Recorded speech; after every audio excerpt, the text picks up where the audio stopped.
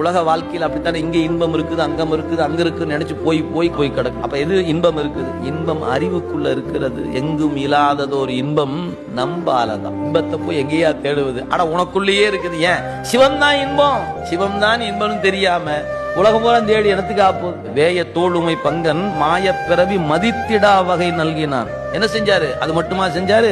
காயத்துள் அமுது ஊற ஊற நீ கண்டுகொள், நீ கண்டுகொள் என்று காட்டிய சேய மாமலர் சேவடிக்கு நம் சென்னி மன்னி திகழுமே. ஐயா, இங்க இருக்குது இன்பம், இங்க இருக்குது இன்பம்னு காட்டினானே ஐயா. அவருக்கு தெரியுது, நமக்கு தெரிய மாட்டேங்குது. நாம இங்க இன்பத்தை தேடி எங்கெங்கோ தேடுறோம். இங்க இருக்குமா இன்பம், அங்க இருக்குமா இன்பம்? சிவம் இருக்கும் இடத்தில் இன்பம் இருக்கிறது. அது நம்ம அறிவுக்கு எட்டணும். எப்ப? நல் ஆசிரியருடைய உபதேசம் கிடைக்க பெற வேண்டும்.